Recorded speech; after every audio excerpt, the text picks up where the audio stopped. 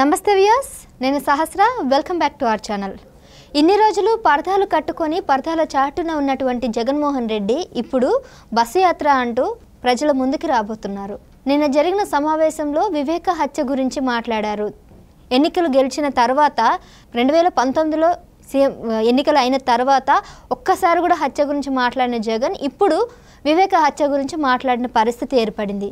మరి ఇప్పుడు ఎన్నికల ముందు ఎందుకు హత్య గురించి మాట్లాడుతున్నారు, ఇప్పుడు ఎందుకు ప్రజల మధ్యకి బస్ యాత్రకి రాబోతున్నారన్న అంశాల మీద మనతో పాటు మాట్లాడడానికి సోషల్ యాక్టివిస్ట్ అలాగే పొలిటికల్ అనలిస్ట్ మధుసూదన్ రెడ్డి గారు ఉన్నారు. ఆయన అడిగి పూర్తి వివరాలు తెలుసుకునే ప్రయత్నం చేద్దాం. నమస్తే సార్. నమస్తే అమ్మ. సార్, జగన్మోహన్ రెడ్డి గారు నిన్న రీసెంట్గా ఆ సభలో వివేకానంద హత్య గురించి మాట్లాడారు. మా బాబాయిని చంపించింది ఎవరో అందరికీ తెలుసు, ఆ పైన భగవంతుడికి తెలుసు, ప్రజలకు తెలుసు, నాకు తెలుసు అని చెప్పేసి అంటున్నారు. చంద్రబాబు గారినే టార్గెట్ చేసి ఆయనే చంపించాడు, ఆ దస్తగిరిని వెనుకుంచి నడిపిస్తున్నాడు అని అంటున్నాడు. ఇది ఎంతవరకు మాట్లాడుకోవాలో అంతవరకు మాట్లాడుకుంటే బాగుంటుందమ్మా. ఈ మధ్య జగన్మోహన్ రెడ్డి అతను సొంతంగా మాట్లాడినటువంటి మాటలు కాదయ్యి. ఎవరో వ్యక్తి మిడిల్ మ్యాన్ రాసిస్తాడో దాన్ని ముందు పెట్టుకొని చదువుతుంటాడు. నువ్వు ఒక రాజ్యాంగానికి అధిపతి అయినటువంటి ఒక రాష్ట్ర ముఖ్యమంత్రిగా అయ్యుంటి మీ చిన్నాన్న గత ఎలక్షన్ ముందు చంపబడ్డాడు. అది ఎవరు చేపించింది అనేది అందరికీ తెలుసు.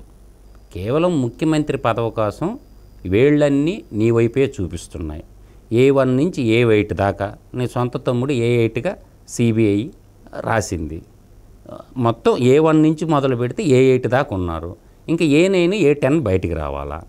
నీకున్న అధికారాన్ని అడ్డం పెట్టుకొని ఆ A9 ఎవరు A10 ఎవరు బయటికి రావటంలా. అందువల్ల ఏంటంటే ముఖ్యమంత్రికి ఉండే నీకు తెలిస్తే చెప్పరదా ఎవరు చంపారు? ఆ కోర్టు ముందు పోయి CBI కోర్టు దగ్గర పోయి, CBI కోర్టులో కేసు ఉంది కదమ్మా, తోడబుట్టిన అప్పజిల్లలే కదా, పోయి చెప్పు, ఇదిగో మా చిన్నాన్ని వీళ్ళే చంపారు. చాలామందికి తెలియంది ఏంటంటే జగన్మోహన్ రెడ్డి మనకి పోస్ట్ మార్టం రిపోర్ట్ అంటారమ్మా, డాక్టర్లు పోస్ట్ మార్టం రిపోర్ట్ ఇస్తారు. ఆ రిపోర్ట్ రాకముందే ఆ రోజు మీడియాలో వాళ్ళ చిన్నాన్ని ఎలా చంపింది మొత్తం చెప్పేశాడు. ఎలా చంపింది కూడా చెప్పాడు. ఆయనకి ఎలా తెలుసు అంటే పోస్ట్ మార్టం రిపోర్ట్ రాకముందే మీడియా సమావేశం పెట్టి మా చిన్నాన్ని గొడ్డలతో నరికి చంపారు అని చెప్పి జగన్మోహన్ రెడ్డి చెప్పారు. అంటే చంపిన వాళ్ళు జగన్మోహన్ రెడ్డికి తెలుసు. పోస్ట్ మార్టం రిపోర్ట్ రాకుండా నీకు ఎలా తెలిసింది? అంటే భుజాలు తమ్ముడుకున్నట్టు. ఎస్ అమ్మ. హైదరాబాదులో నీకు తెల్లారుజామున 5 గంటలకు నీ పార్టీ మీటింగ్ పెట్టుకున్నావుగా. ఆ పార్టీ మీటింగ్ పెట్టుకున్నప్పుడు కల్లం అజయ్ రెడ్డి ఉండిండుగా, తెల్లారుజామున మీటింగ్ పెట్టిన వాళ్ళు. ఆ తర్వాత ఇంకొక మనిషి కూడా ఉన్నారుగా, అప్పుడు చీఫ్ సెక్రటరీగా ఉన్నటువంటి కల్లం అజయ్ రెడ్డి ఉన్నాడు, ఇంకొక ఆయన సోమయాజులని ఉన్నాడు. ఆయన వాళ్ళకి చెప్పావుగా, వాళ్ళు కూడా CBIకి వాంగ్మూలం ఇచ్చాడుగా. అప్పటే నీ పార్టీలో మీటింగ్లో ఇంటర్నల్ మీటింగ్లో చెప్పాడుగా. కల్లం అజయ్ రెడ్డి సాక్షిగా మారాడు కదా, స్టేట్మెంట్ ఇచ్చారు CBIలో. ఎవరికి తెలియనప్పుడు, బాహ్య ప్రపంచానికి తెలియనప్పుడు నీకు తెలిసింది. 5 గంటలప్పుడు నీకు తెలిసింది అంటే పులివెందలకి హైదరాబాద్కి ఎంత దూరం ఉంది? నువ్వు సాయంత్రం దాకా హైదరాబాద్లో ఎందుకున్నావు? పోవచ్చుగా. తండ్రి తర్వాత తండ్రి కదమ్మా, పిన తండ్రి అంటేను. మీ చిన్నాన్న ఇద్దరు రామలక్ష్మణులాగా ఉన్నారు. మీ నాన్నగారు ఆయన్ని పార్లమెంట్కి పోతాముడు అంటే మీ నాన్న అసెంబ్లీకి వచ్చేవాడు, మీ నాన్న పార్లమెంట్కి పోతే ఆయన అసెంబ్లీకి నిలబడేవాడు. మీ నాన్న గీటు దాటలేదు కదా ఏ రోజు కూడా వివేకానంద రెడ్డి గారు. ఆ వివేకానంద రెడ్డి పదవి లాక్కోవటానికి సోనియా గాంధీ కాడికి పోయి మీ చిన్నాన్ని బెదిరించిన మాట వాస్తవమే కదా జగన్మోహన్ రెడ్డి. నాకు కావాలని మీ చిన్నాన్న కొట్టింది కూడా నువ్వు వాస్తవమే కదా గతంలో. అప్పుడు సోనియా గాంధీ నిన్ను తిట్టింది వాస్తవమే కదా. అందువల్ల ఏంటంటే ఎంపీ షర్మిలాకి ఎంపీ పదవి కూతురు దగ్గరకు పోయిండు. తన కూతురైనా షర్మిల అయినా సునీత అయినా ఇద్దరు ఒకటే. లేదు అన్నతో నేను మాట్లాడతాను, నువ్వు నిలబడ్రా. వాళ్ళు ఎప్పుడు కూడా మన కుటుంబానికి మంచి చేసిన వాళ్ళు కాదు. అవినాష్ రెడ్డి వాళ్ళ కుటుంబం ఎంపీగా నువ్వు కానీ మీ అమ్మ కానీ ఎవరో ఒకరు నిలబడాలా. అంటే ఆ ఎంపీ సీటు విషయంలోనే ఇతను బతుకుంటే నాకు ఎంపీ సీటు రాదని చెప్పి అతన్ని రాజకీయ హత్యే తప్ప అది చంద్రబాబు నాయుడికి ఏం సంబంధం అమ్మా? చంద్రబాబు నాయుడికి ఏం సంబంధం చెప్పండి? వీళ్ళు రాజకీయ ప్రత్యర్థులు కానీ భారతీయ జనతా పార్టీ కానీ జనసేన కానీ హత్యలకి కేరాప్ అడ్రస్సు మీ పులివెందలేగా. రాజారెడ్డితో మొదలు పెట్టుకుంటే మొత్తం ఎంతమంది ఎన్ని శవాలతో రాజకీయం చేసినటువంటి కుటుంబం నీది. చివరికి నీ ముఖ్యమంత్రి పదవి కోసం చిన్న ఆయన అత్తి కూడా అడ్డం పెట్టుకున్నావు. ఆ కోడికత్తి సీను పొడవలేదు పాడు లేదు, వాడిని అడ్డం పెట్టుకున్నావు. వాడిని అక్కడేదో హాస్పిటల్ లేనట్టు వచ్చి మీ city neuro surgeon Jaganmohan Reddy palace పక్కనే ఉంటుంది, వాడికాడు పొనుకున్నావు. అసలు వాడు పొడిచింది లేదు పాడు లేదు. సట్టీరా బాబు అని పోలీసు వాళ్ళు అడిగితే ఇవ్వలేదుగా, కోర్టులో అప్లికేషన్ వేసుకొని సట్టు తీసుకున్నారు. అందువల్ల ఏంటంటే వివేకానంద రెడ్డి చంపింది ఎవరనేది మొత్తానికి తెలుసు. మీరు అన్నట్టుగా ఇన్ కేస్ వాళ్ళు చెప్తున్నట్టు వాళ్ళు హత్య చేయలేదు ప్రతిపక్షాల మీద తోస్తున్నారు కదా, మరి అలాంటప్పుడు ఈ వివేకం అనే సినిమాని కూడా ఆపేయాలని చెప్పేసి ఎన్నికల కమిషన్కి కూడా ఫిర్యాదు చేశారంట. ఈ విషయం మీకు ఐడియా ఉందా? నాకు ఐడియా ఉందమ్మా. వాళ్ళు సోషల్ మీడియాలో వదిలేశారు. 100 రూపాయలు పెట్టి మూవీ చూడాలా. వాళ్ళ కొంత కూతురే తీసింది ఆ సినిమాని. ఎవరు? సునీతమ్మ గారు తెలిసింది. అందరికీ తెలియంది ఏంటంటే శాస్త్ర, జగన్మోహన్ రెడ్డిది సునీతమ్మది ఒకే కళ్యాణ మండపంలో ఒకే ముహూర్తానికి పెళ్లి జరిగింది. తోడబుట్టిన అప్పచెల్లెలు ఎప్పుడైనా అన్నా అని ఇంటికి వస్తే ఆదరించాలి కష్టాల్లో ఉన్నప్పుడు. నువ్వు అంతకులను పక్కన పెట్టుకొని తోబుట్టుని దూరం చేసుకున్నావంటే కలకంట కన్నీరు ఒలికిన ఆ ఇంట సిరి ఉండజాలదు అన్నారు పెద్దోళ్ళు. ఆడపిల్లోళ్ళు ఎప్పుడైతే కన్నీరు పెట్టారనుకో ఆ ఇంట్లో ఉండదు. దగ్గరికి తీసుకొని ఓదార్చాల్సిన నోడివి నువ్వు. అన్నీ తెలుసు జగన్మోహన్ రెడ్డికి, ఎవరు చంపింది తెలుసు. కాకపోతే జగన్మోహన్ రెడ్డి ఒంటరివాడైపోయాడమ్మా. ఆ ఒంటరివాడైపోవటం వల్ల ఆయన అత్తగారింటికి వెళ్ళిపోయింది. ఇప్పుడు లేడు, ఆయన వైఎస్ వాళ్ళ ఇంట్లో లేడు. రాజశేఖర్ రెడ్డి బతికున్నంతకాలం వాళ్ళు ఎవరిని దగ్గరికి కూడా రానిలా, వార్డు నెంబర్లు కూడా కాల. అవినాష్ రెడ్డి వాళ్ళది 2 కుటుంబాలు. రాజశేఖర రెడ్డి వాళ్ళ కుటుంబం వేరు, అవినాష్ రెడ్డి వాళ్ళ కుటుంబం వేరు. వాళ్ళు సపరేట్, వాళ్ళు ఒక తల్లి బిడ్డలు, వీళ్ళు ఒక తల్లి బిడ్డలు. కాబట్టి ఆయన రాజశేఖర రెడ్డి ఎప్పుడు వాళ్ళ ఇంటి గడపమని కూడా తొక్కల. ఎవరు? రాజశేఖర రెడ్డి బతికున్నంత కాలం వాళ్ళు భారతీయ వాళ్ళ బంధువులు, సొంత మేనమామలు. అవినాష్ రెడ్డి వాళ్ళు నాయనోళ్ళు భారతీయకి సొంత మేనమామలు.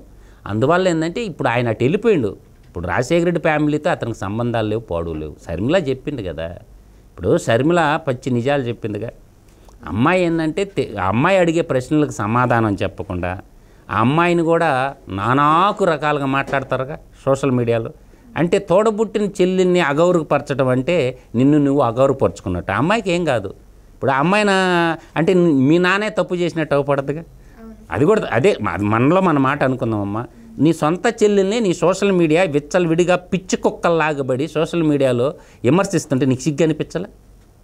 నీకు సిగ్గు అనిపించలే? తోడబుట్టిన అన్నదమ్ముడిగా తప్పని చెప్పు తీసుకొని కొట్టబడలే?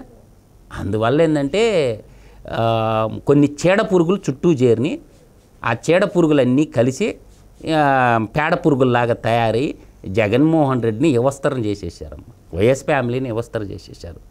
ఎలా బస్సు యాత్ర పెట్టుకున్నావు, ఏమైంది? తుస్యాత్ర. ఎందుకు సార్ ఇప్పుడు బస్సు యాత్రకి జనాలు నిజంగానే రావట్లేదు?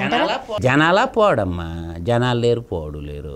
ఎందుకంటే పులివెందల నీకు దూరంగా వచ్చే కానీ నాకు బలమైనటువంటి బంధుత్వం ఉన్నటువంటి కమలాపురం, మైదుకూరు, ఆళ్లగడ్డ, మాది సింహపూరి సేమైన నా 5 మండలాలు అమ్మాయిలను ఇచ్చినా చేసుకున్న మా గ్రామాల్లో కోడళ్ళు కానీ మా అమ్మాయిలను వాళ్ళకి ఇస్తాం, వాళ్ళ అమ్మాయిలను మేము చేసుకుంటాం. మాదంతా ఒక కల్చర్. ఉదయగిరి ప్రాంతంలో ఉదయగిరి, దుత్తలూరు, మర్రిపాడు మండలం, ఇంజుమూరు మండలం, కలిగిరి మండలం, మైదుకూరు ఈ ప్రాంతం కానీ, తర్వాత అటు వచ్చి కమలాపురం, ఇటు వచ్చి ఆళ్లగడ్డ వరకు మాకు బలమైన బంధువర్గాలు ఉండే, మాకు అమ్మాయిలను ఇచ్చి పుచ్చుకుని అవినాభావ సంబంధాలు ఉన్నాయి. మేము సింహపూరి సీమ వాసులమైనప్పటికీ కూడా మాకు రాయలసీమతో అవినాభావ సంబంధాలు ఉండే బలమైన బంధువర్గం ఉంది. ఇప్పుడు ప్రజెంట్ కమలాపురం కాన్స్టిట్యున్సీలో పోటీ చేస్తున్న ఒక పార్టీ అభివృద్ధి కూడా మా సొంత మేనమామ కూతురు నా ఇంట్లో ఇచ్చున్నాం. వాళ్ళు అమెరికాలో మా సొంత మేనమామ కూతుర్ని, నేను పేరు చెప్పను, మా సొంత మేనమామ కూతుర్ని, మా అమ్మ అన్న కూతుర్ని ఆ ఇంట్లో ఇచ్చున్నాం. ఇవాళ వాళ్ళు కూడా రాజకీయ దురంధరులు. మాకు తెలియని రాజకీయం కాదు. కానీ ఈ జగన్మోహన్ రెడ్డి ఏంటంటే నిజం అనేది చెప్పటం మానేశాడు. ఒక విషయం చెప్పను, నేను ఏ రోజైనా 43,500 కోట్ల రూపాయలకు సంబంధించినటువంటి నేను ప్రభుత్వాన్ని అడ్డం పెట్టుకొని నేను దోపిడీ చేయలేదు అని ఒక్కరోజు అని చెప్పాడా? ఏ సభల్లోనైనా అతను పార్టీ పుట్టి నుంచి నాటి నుండి నేటి వరకు చూసుకో, నువ్వు తండ్రి అధికారాన్ని అడ్డం పెట్టుకొని నేను డబ్బులు ప్రజా సంపదను లూటీ చేయలేదని ఒక్కరోజు కూడా చెప్పడు. నాకు అన్యాయం చేశారు మా నాన్న చంపేశారు అని అంటే నాన్నను చంపిన వాళ్ళు రిలయన్స్ వాళ్ళు అని చెప్పాడు కదమ్మా. వాళ్ళని పిలిచి రిలయన్స్ అంబానీకి రెడ్ కార్పెట్ పరిసి వాళ్ళకి ఎదురేగి మనం హైదరాబాద్లో చూసినా లేదా రిలయన్స్ మాల్స్ అని బాగా పగలగొట్టారుగా. వాళ్ళకి రెడ్ కార్పెట్ పరిసి వాళ్ళకి రాజ్యసభ మెంబర్ పరిమళ నత్వాని గారికి ఇచ్చారా లేదమ్మా? ఇది నిజమా అబద్ధమా? కళ్ళ ముందు అవుపడుతుందా నేటి యువతరానికి? అందువల్ల ఏంటంటే రాజశేఖర రెడ్డి బతికున్నంతకాలం పెద్దిరెడ్డి రామచంద్రారెడ్డిని ఎప్పుడు దూరం పెట్టేవాడు. రాజశేఖర రెడ్డి శత్రువులంతా జగన్మోహన్ రెడ్డికి మిత్రులయ్యారు. చూసుకోమనండి, ఆయన చుట్టుపక్కల ఉండేవాడు. సజ్జల రామకృష్ణారెడ్డి రాజశేఖర రెడ్డి బతికున్నప్పుడు ఏడున్నాడమ్మా? ఈనాడు పేపర్లో గుమ్మస్తా. ఏడాడు ఇప్పుడు నెత్తి మీద సలహాదారుడా పోడా? వాడే విజయమ్మే చెప్పింది కదా, మా ఇంటికి ఒక శనీశ్వరుడు వచ్చిండు, శని పట్టిందని విజయమ్మే చెప్పింది. ఆ శనిగాడు వల్లే మా కుటుంబం నాశనం అయిపోయిందని సాక్షాత్ జగన్మోహన్ రెడ్డి తల్లి విజయలక్ష్మి చెప్పింది. మా ఇంటికి ఒక పెద్ద శనిగాడు పట్టిండు, ఆ శనిగాడు వల్లే మా కుటుంబం నాశనం అయిపోయిందని చెప్పి పెద్ద ఆమె చెప్పింది. రాజశేఖర రెడ్డి సతీమణి చెప్పింది. మీరు పరిపాలన పరంగా కూడా చూసుకోండి సహస్రం, మీకు తెలియకపోవచ్చు.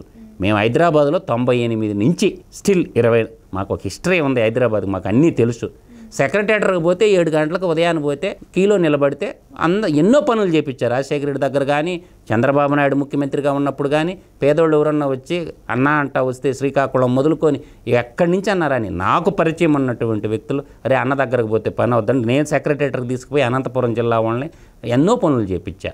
అసలు ఈయన ముఖ్యమంత్రి, అసలు మనుషులు కలుస్తుండా? ఈయన సాధక బాధలు చెప్పుకోవటానికి ఉన్నాడా? ముఖ్యమంత్రి అంటే ఎలా ఉండాలమ్మా? ప్రజలకి ప్రథమ సేవకుడు ముఖ్యమంత్రి అంటే. నిన్ను నమ్ముకొని ఓట్లు వేసినటువంటి ప్రజలకు కష్టాలు వచ్చినప్పుడు ముఖ్యమంత్రి అందుబాటులో ఉండాలమ్మా. అన్నీ ప్రభుత్వం ఆఫీసులు చేయలేరమ్మా. నువ్వు అసలు ప్రజలను ఎందుకు కలవలేదు? ఏమన్నా నువ్వేం రాజువా? ఇదేమన్నా రాజ్యమా? ఇవాళ ఇప్పుడు కేసీఆర్ కూడా అట్లాగే చేశాడుగా, కర్రుగాల్చి వాళ్త పెట్టారుగా తెలంగాణ ప్రజలు. గడి కట్టుకున్నాడుగా, దొరతనం చూపించిండుగా, నీ చాలు దొర నీకు ఇంక సెలవు దొర అన్నాడు. ఏమైందా? తుంటిరిగి యశోదయ హాస్పిటల్లో చేరిండు. చివరకు ఓతకర్ర చేతికి వచ్చింది, 3వ కర్ర చేతికి వచ్చింది. అధికారం పోతే ఏముంది? 3వ కర్ర చేతికి వచ్చింది. అధికారాంతమును చూడవలే అయ్యగారి సోయగములు అని అవుపడుతుందిగా. ఇప్పుడు జగన్మోహన్ రెడ్డి ఈ సోయగాలు కూడా అధికారాంతమును చూడవలే ఎర్రవీగినుగా. నిన్ను మించిన ఒక సాక్షి పేపర్, ఒక సాక్షి టీవీ ఉందని యూట్యూబ్ ఛానల్ కొనుక్కొని కొంతమంది పనికిమాలిన జర్నలిస్టు కోటరైన చుట్టూ చేరి, పనికిమాలిన జర్నలిస్టులే కదంటమ్మా, డబ్బులకి ఆశపడి వాళ్ళ మాటలు విన్నావు, మాయలో పడిపోయినావు. ఇప్పుడు ఏమవుతుంది? ఇప్పుడు అధికారం చేజారిపోతుంది. ఇప్పుడు మన మంచికి చెడుకి మొత్తానికి హెలికాప్టర్లు 2 కిలోమీటర్లకి 5 కిలోమీటర్లు తిరిగినోడివి ఇవాళ బస్సు దాకా ఎందుకు వచ్చినా? ఈ బస్సుకు వచ్చి మళ్ళీ పాదయాత్రకు వస్తావు. ఇప్పుడు ఫస్ట్ ఓదార్పు యాత్రతో స్టార్ట్ చేసిండు మాయా నాటకం, జగన్ మాయా నాటకం. ఓదార్పు యాత్ర పోయింది, అప్పుడు ఏం చేశారు? అరే అనుకున్నారు. ఓదార్పు యాత్ర పోయిన తర్వాత ఏం చేసినావు? పాదయాత్ర పెట్టినావు. అర్థమైందా? పాదయాత్ర పెట్టినావు.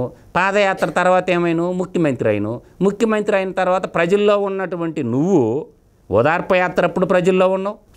శుక్రవారం వచ్చి నాంపల్లి కోర్టుకి అటెండెన్స్ వేయించుకోబోయి నువ్వు ఈడీ సిబిఐ కేసుల్లో. తర్వాత పాదయాత్ర పెట్టిను, అప్పుడు కూడా పాదయాత్ర ఆపేసి వచ్చి ఈడీ సిబిఐ కేసుల్లో నువ్వు కోర్టుకు వచ్చిన మాట వాస్తవమే కదా హైదరాబాదు. తర్వాత నువ్వేం చేసినావు? ముఖ్యమంత్రి అయిన తర్వాత ఒక్కరోజన్న కోర్టుకు వచ్చినా 3041 సార్లు నువ్వు కోర్టుకు రాలా. నీకు తెలుసు స్పష్టంగా ఈడీ సిబిఐ కేసుల్లో నువ్వు కన్విక్ట్ అవుతావు.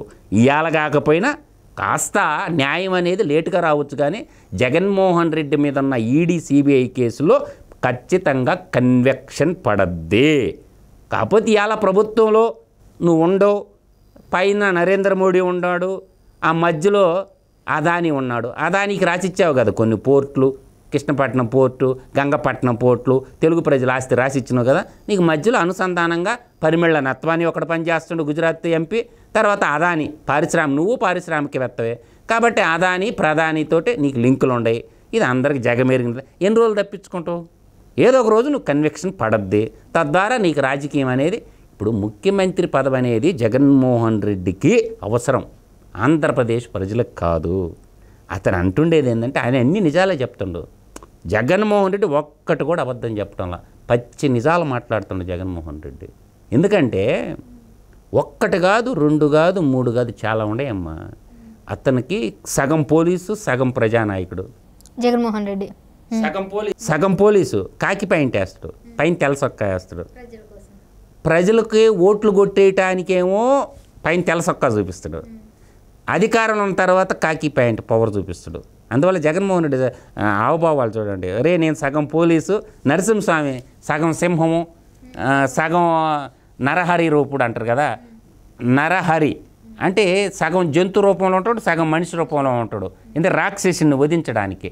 అట్లా జగన్మోహన్ రెడ్డి పైకేమో పొలిటీషియన్గా అవపడతాడో, నిజమైన పోలీస్ కింద చూపిస్తాడు. అరే నేను పొలిటీషియనే కదరా, నేను పోలీసు కూడా తాట తీస్తానని అంటాడు. అందువల్ల ఏంటంటే Jaganmohan Reddy is the business man. Business చేయొచ్చు, తప్పులేదమ్మా.